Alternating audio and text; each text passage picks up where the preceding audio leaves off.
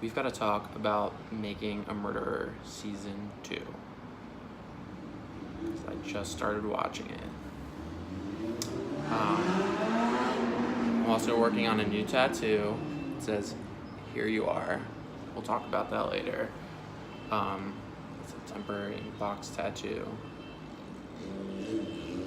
It's drying right now. That's why I don't have a shirt on. That's the story. Also, because it's San Diego, I don't wear shirts anymore. Why? Okay.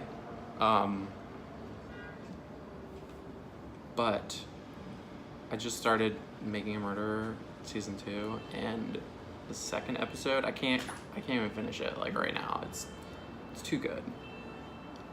We have to talk about it because pre-workout. CBD.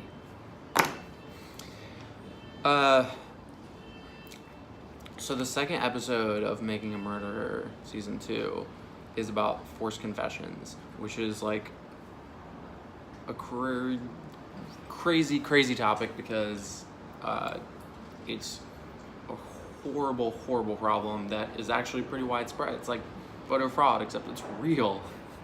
But it is kind of like the scary thing that, like, they, you can talk all you want about, like, oh my God, so everyone who's voting, voter fraud. But the reality is there is no voter fraud. On the other hand, and I guess this is really, I don't know why I'm comparing the two, but like the idea, I mean, you would think that forced confessions would be like totally rare, right? I mean, forced confessions, I mean, how does that not, how does that go through? And people are like, well, that's only in movies. This is bullshit. It's not only in movies. And I don't really know if I've ever seen something in the media like this about this until this episode, where basically, I mean, this episode basically starts off with like a little TED talk from the defense attorneys about how forced confessions happen. They break it down into 3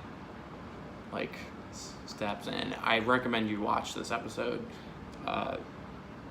before you go on, because I'm talking about at least the beginning of this episode, because they're surprisingly easy to get, and prosecutors are tasked with convicting people.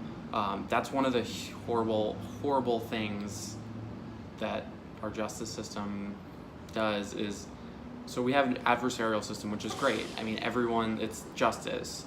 The idea of pitting 2 different people against each other to make the best cases, and then having a neutral third party decide is actually a really good system. It's better, I think, than other systems where the goal is both sides is basically just, there's a fact finder that, like, I don't know, actually really, it's hard to explain the other legal systems, but there's a ton of benefit in the adversarial system.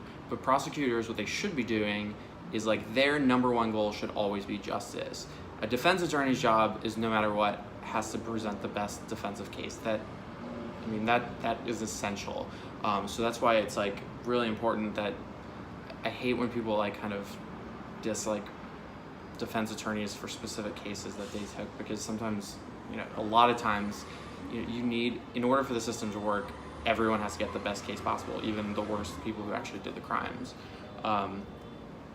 But it doesn't make sense for a prosecutor to act kind of in the reverse way. Their goal shouldn't be to convict the specific person. There's no reason for that. Their goal should be justice, like get the right person. So to the extent that the defense attorney makes a case against the prosecutor that weakens their case, the prosecutor should be ready to, change their case and be like, you're right, this is, if they want to convict this person, they should make the strongest case possible, which means not bullshitting about what the defense puts on, but admitting when the defense makes an argument. And if you look at,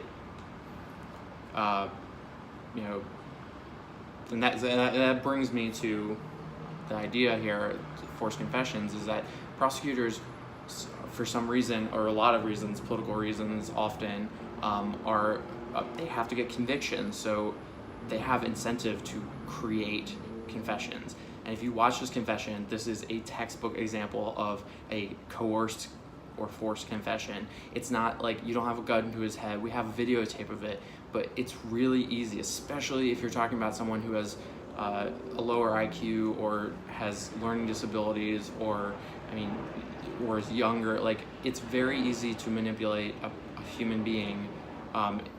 Even smart human beings can be manipulated this way, but they basically do everything in the book about how to manipulate and get a confession. And it's like, this episode, it's crazy because we like to talk about like stuff like this and we're like, oh, it's, glorified, they're not presenting the best case. I don't think that's true about Making a Murder. I think they do a pretty damn good job of presenting a really good, strong case. And especially this episode, like, you can't argue with what you see in that videotape confession, and they're using every single tactic in the book to basically feed him his information to make a confession. This is not a real confession. There's no question about that, and no lawyer should watch that and be like, well, that's fine. No, like, you should not have passed the bar. You should not have gotten through law school if you can't look at that confession and say, that confession is not how we secure justice. It is very clearly not a real confession. And the fact that this has not been thrown out, I have to watch the rest of the episode to know what happens with this, but I'm interested to see where we go with this, because this is a huge issue that I think a lot of people don't really even know very much about. So even if you don't watch this show, I do suggest you do, but learn about how these confessions happen, because it says a lot about how our justice system works and how broken it is because of the way that we are incentivized, or huge parts of the law enforcement are incentivized to convict people, whether wrongful or not. So, very, very good episode. So I suggest you watch it. I don't know if there was anything else I had to say, except that. I'll soon talk about this tattoo when it dries and does the other thing. I'm working on I guess for those who don't know, I've been working on this project for like several months for my own mental health, called New Rules, based on Dua Lipa's song, but like taken to a different level, where I basically create rules for myself and how to live my life. And I take this temporary tattoo ink and write and draw something. It stays for like 2 to 6 weeks, and I just like look down on it, and it's on my forearms, and I remember to breathe, or to do this or do that. And this is just my latest one. I'll talk about the meaning behind it soon. But if you haven't watched, I guess I did a video, I think, already about press here. I don't know how to use YouTube, so like, subscribe. I know.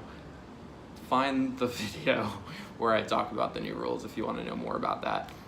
Hit the subscribe button if that's where that is, or there. I don't know.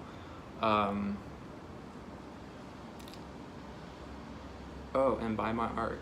I have art now on a website, and on lots of my websites. Go to my Instagram, and you can find stuff from there. Refresh. R-E-I-F. Fresh. Like you refresh something, like it refreshed my life. Okay, bye. Do all the things. I don't really know how to use all these buttons. I really don't feel like doing it right now, so I probably won't, but you know how to click subscribe.